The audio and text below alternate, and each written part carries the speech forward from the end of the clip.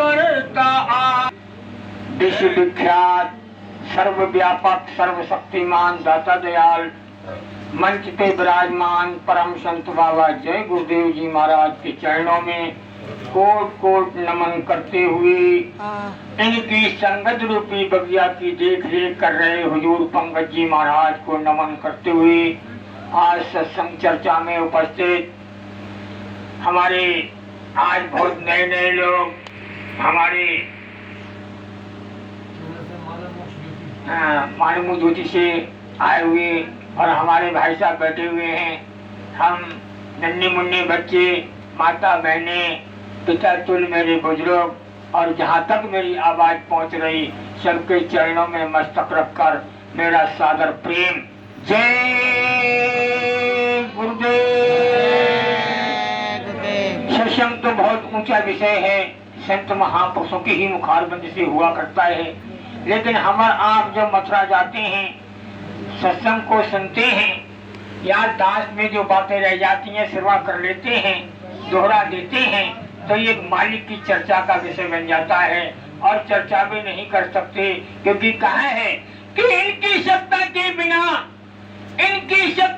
बिना है प्रभु मंगल मूल और पत्ता तक हिलता नहीं ना खिलता कोई। इनकी बगैर इजाजत के एक पत्ता नहीं हिल सकता, एक फूल नहीं खिल सकता। तो हम बोल सकते हैं? नहीं बोल सकते। बोल सकते हैं कब? बोल सकते हैं कब? जब आप सब लोगों का आधार मिलेगा और गुरु महाराज हम पर दया करेंगे तभी हम बोल पाएंगे, वरना हम नहीं बोल पाएंगे। कि गुरु महाराज ने एक बार कहा था मन से कि बच्चों तुम बोलते नहीं, मैं गधे का कान ऐड़ दूं तो वो सत्यलोक की खबर सुनाएगा। ये गुरु महाराज ने कहा था कि मैं गधे का कान ऐड़ दूं। हम आप तो मानव हैं, उन्होंने कहा कि गधे का कान ऐड़ दूं तो वो सत्यलोक की खबर सुनाएगा। तो धारे इधर से है, आप सब लोगों का आधार है, गुरु महाराज की दया है। बोलो जय गुरुदेव। प्रेमी भाई बहनों, अभी हमारे शर्मा जी ने पत्रकार के माध्यम से जो बातें बताई हम उसकी ओर चलेंगे बाद में, पहले स्टार्टिंग में उसे विस्तार से बताएंगे। प्रेमी भाई बहनों, हमें 83,99,999 योनियां भुगतने के बाद ये मानव का तन मिला है। ये मानव का तन हमें 83,99,000 बहुत तगड़ा पसारा है, तब हमें ये मानव का चोला मिला है। और हमने आपने उस मालिक से भजन करने का वायदा माँ के गर्भ में किया है। माँ के गर्भ में वायदा किया कि हे मालिक, उल्टे लटके हुए थे, पैर ऊपर को थे, पानी की झिल्ली में उस नरक योनि में दौड़ रहे थे, तो उस नरक योनि में हमने आपने उस मालिक से मिलने का वायदा किया कि हे मालिक, मुझे इस नरक कुंड से बाहर कर दे तो मैं तुम्हारा भजन।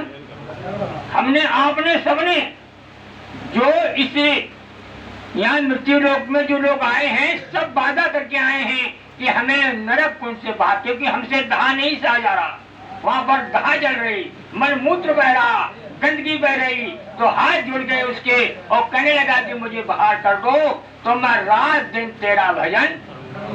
गोस्वामी जी महाराज ने रामायण में लिखा है, रामायण में पूरा सत्संग भरा हुआ है कि अब प्रभु कृपा करे हूँ यही भांति, सब तज भजन करो दिन राती। हे मालिक, मुझे इस नरक कुंड से बाहर कर दे तो मैं रात और दिन तेरा भजन। उस परमात्मा से हमारा आप झूठ बोल करके आए, झूठ बोले कि हम कोई काम नहीं करेंगे, हम तुम्हारा ही भजन करेंगे। हजार बार उन कृपा सागर से करार किया, लेकिन ना उनका भजन दिल से एक बार किया। विषय में भूख में नंदा में दिन गुजरते हैं, और मनुष्य होकर भी पशुओं के काम क्यों करते हैं? कि देखो पशु जानवर हैं, चिड़िया हैं, सुबह आप 3 बजे उठिए और चढ़ के देखिए, चिड़ियाएं बोलती हैं अपनी भाषा में। चिड़िया 3 बजे बोलना शुरू हो जाती हैं। क्या बोलती हैं? वो अपनी भाषा में मालिक को याद, और तुम फर फर फर फर सोते हो। अरे 1000 बार कृपा सागर से करार किया, लेकिन न उनका भजन दिल से एक बार किया। विषय में, भूख में, नंदा में दिन गुजरते हैं और मनुष्य होकर पशुओं के काम क्यों करते हैं? कि समझ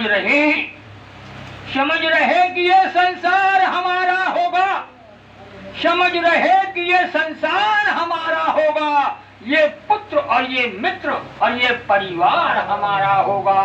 नहीं है मालूम कि जब काल प्राण लेता है, अरे गैर तो गैर रहे, ये तन भी साथ न देता है। इस शरीर से वादा करके आए उस मालिक से, ये शरीर भी साथ जाने वाला। इसलिए संत महापुरुष कहते हैं, एक गंगा, एक नदी। यहाँ पर कई समाज के लोग बैठे हैं, राधा स्वामी के भी हैं, दिव्यानंद महाराज के भी हैं। तो एक नदी और घाट भौतेरे। एक नदी, गंगा एक है, गंगा के घाट कितने हैं? राजघाट, ब्रज घाट, कचला घाट, घंटा घाट, कितने घाट हैं? है गंगा, है गंगा। एक नदी घाट भौतेरे, और कहे कबीर समझ के घेरे। जिसकी बात समझ में आ जाए उसी को मान लो। तो प्रेमी भाई बहनों, गंगा एक ही है, मालिक एक ही है, संत एक ही है। एक ही बात बताते हैं